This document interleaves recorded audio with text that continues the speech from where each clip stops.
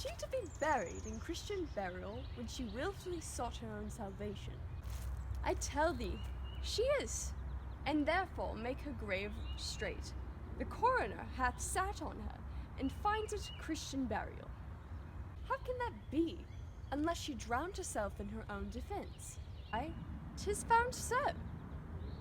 It must be se offendendo, it cannot be else. For here lies the point. If I drown myself wittingly, it argues an act, and an act hath three branches. It is to act, to do, and to perform. Argal, she drowned herself wittingly. Nay, but hear you, good man Delva, give me leave. Here lies the water. Good. Here stands the man. Good. If the man go to this water and drown himself, it is, will he, nil he goes, mark you that. But if the water come to him and drown him, he drowns not himself. Argal, he that is not guilty of his own death shortens his own life. But is this law? Merriest, will you have the truth on? Not been a gentlewoman, she would have been buried out o' Christian burial. Why, there thou say'st, the more pity that great folks should have countenance in this world to drown or to hang themselves more than they're even Christian.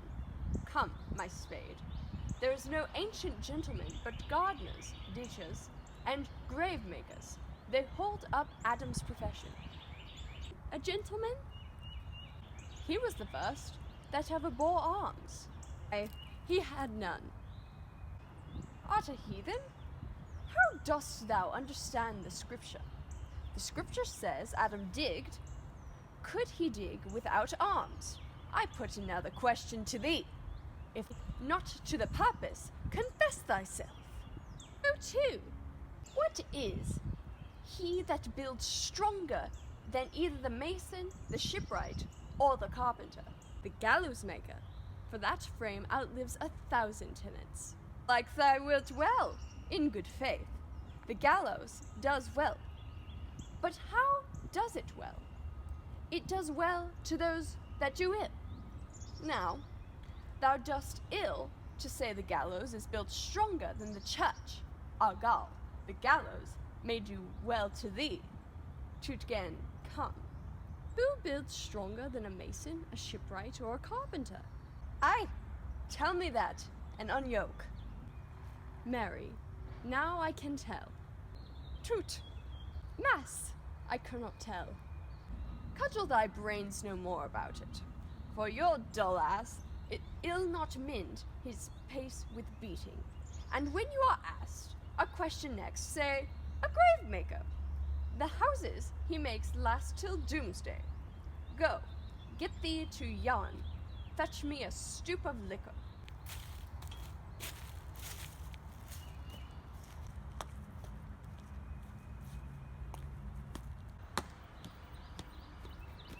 In youth when I did love, methought it very sweet to contract, oh, the time for, might behove, to contract nothing meet.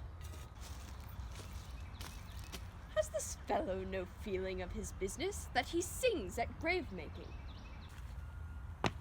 Custom hath make it in him a property of easiness. 'Tis e'en so. The hand of little employment hath the daintier sense.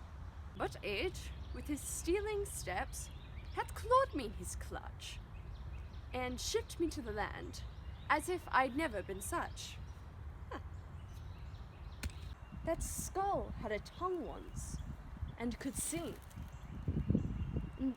This knave merely jowls it to the ground, as if it were Cain's jawbone, the one that did the first murder. This might be the pate of a politician, which this ass now o'erreaches. One that would circumvent God, might it not? It might, my lord. Of a courtier, which could say, good morrow, sweet lord. How dost thou, good lord? This might be my lord, such a good one. that praised my lord such a one's horse when he meant to beg it, might it not, my lord? E'en so, my lady Worms, chapless, knocked about the mazzard with a sexton's spade. Here's fine revolution, and we had the trick to see it. Do these bones cost no more the breeding but to play at loggets with them? Mine ache to think on it. Axe and a spade, a spade. 4 and a shrouding sheet. Oh, pit of clay to be made, for such a guest to meet. There's another. Why may not be the skull of a lawyer? Where be his quiddits now? His quillets, his cases, his tenures and his tricks? Why does he suffer, this rude knave now, to knock him about the sconce with a dirty shovel, and will not tell him of this action of battery? This fellow might be, in time, a great buyer of land. A great man with his statutes, his recognizes, his fines, his double vouchers, his recoveries. Is this the fine of his fines, the recovery of his recoveries? To have his fine plate full of fine dirt, will his vouchers vouch him no more of his purchases, and double ones too, than the length and breadth of a pair of indentures? The very conveyance of his lands will scarcely lie in this box, and must be the inheritor himself, have no more. Not a jot more, my lord. It's not a parchment made of sheepskin.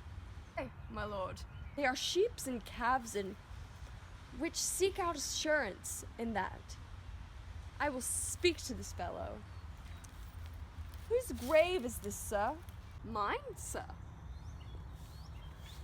Oh, a pit of clay, for to be made, for such a guest is meet. I think it be thine indeed, for thou liest in it. While out on aunt, sir, and therefore 'tis not yours. For my part, do not lie in it, yet is mine. Dost lie in it, to be in it, and say it is thine. 'Tis for the dead, not for the quick. Therefore thou liest. 'Tis a quick lie, sir. Wilt away from me to you. What man thou dig it for? For no man, sir. What woman then? None either. Who is to be buried in't? One that was a woman, sir. But, rest his soul, she's dead. How absolute the knave is! We must speak by the card, or equivocation will undo us. By the Lord, Horatio, these 3 years I have taken note of it. The age has grown so picked that the toe of the peasant comes so near the heel of the courtier. He galls his kib. How long hast thou been a grave maker? Of all the days in the year, I came that day that our last King Hamlet overcame Fortinbras. How long is that since? Cannot you tell that? Every fool can tell that. 'Twas the very day that young Hamlet was born. He is mad, and sent into England. Ay, marry, why was be sent to England? Why, because he was mad. He shall recover his wits there, or if he do not, it's no greater matter there. Why? Twill he not see him there? There the men are as mad as he. How came he mad? Very strangely, they say. How strangely? Faith, in with losing his wits. Upon what ground? Why, here in Denmark, I have been sexton here, man boy, 30 years. How long will a man lie in the earth ere he rot? Faith, if he be not rotten before he die.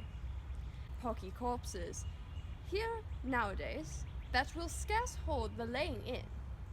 He will last you some 8 year or 9 year. A tanner will last you 9 year.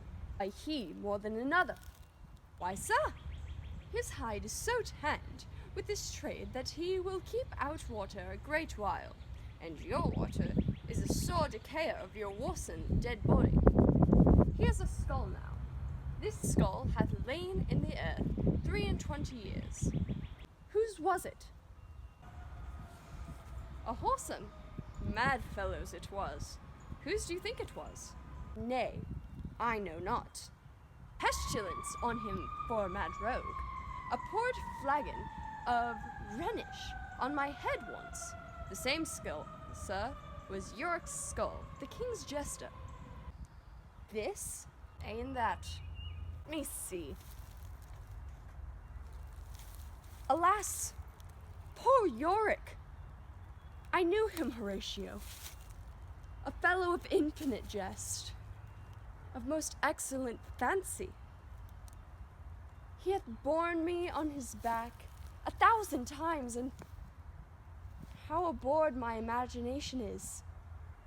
My gorge rises at it, here hung on those lips that I have kissed, I know not of.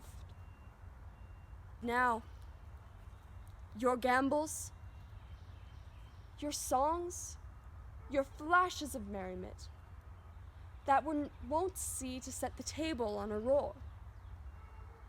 Not now, to mock your own grinning, quite chapfallen. Lady's chamber and tell her, let her paint an inch thick, to this favor she must come. Make her laugh at that. Prithee, Horatio, tell me one thing. What's that, my lord? Dost thou think Alexander looked on this fashion upon the earth? And so? Smelt so. Pah! And so, my lord? To what base uses may we return, Horatio? Why may not imagination trace the noble dust of Alexander till he find it, stopping a bunghole? 'Twere considered too curiously to consider so. No faith, not a jot, but to follow him thither with modesty enough, in likelihood to lead it. As thus, Alexander died, Alexander buried, and Alexander returneth to dust. The dust is earth. Of earth we make loam, and why of that loam whereto he converted?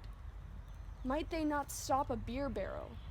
Imperious Caesar, dead and turned to clay, might stop a hole to keep the wind away. Oh, that earth which kept the world in awe should patch a wall to expel the winter's flaw. But soft aside. Here comes the king.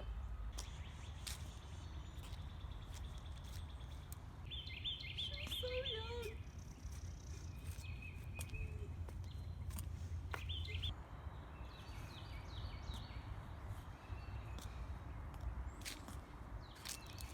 Who is that they follow?